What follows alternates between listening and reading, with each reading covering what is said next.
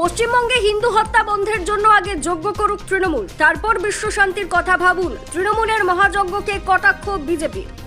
বাঁকুড়া জেলার বড়জোড়ায় তৃণমূল কংগ্রেস আয়োজিত মহাযজ্ঞকে ঘিরে রাজনৈতিক চাপানোতর চরমে। বিশ্ব শান্তির বার্তা দেওয়ার লক্ষ্যে তৃণমূলের এই আয়োজন যখন একদিকে দলীয় নেতারা অংশ নিচ্ছেন, ঠিক তখনই অন্যদিকে বিজেপির কড়া সমালোচনা ধেয়ে এসেছে এই কর্মসূচির বিরুদ্ধে।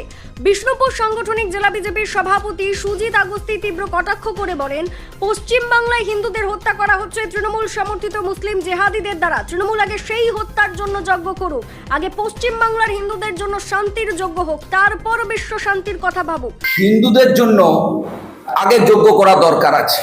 তৃণমূল নেতাদেরকে আমি বলবো যে পশ্চিমবাংলার হিন্দুরা কেন হত্যা হচ্ছে, কেন পশ্চিমবাংলায় মুসলিমরা বিশেষ করে দিদির দুধেল গায়েরা এই ধরনের কাণ্ড করছে, তার জন্য আগে যজ্ঞ করুন। সেই শান্তির বার্তাটা আগে দিন যে পশ্চিমবাংলায় যাতে হিন্দু হত্যা না হয়, তারপরে বিশ্ব শান্তি করুন। আমরাও সাথ দেবো, কোনো অসুবিধা নেই। ভারতীয় জনতা পার্টি চাই সারা বিশ্ব শান্তিতে থাকুক, সারা বিশ্বের মানুষ শান্তিতে থাকুক, সকলকে শান্তিতে নিয়ে আমরাও পশ্চিমবাংলায় বসবাস করতে চাই।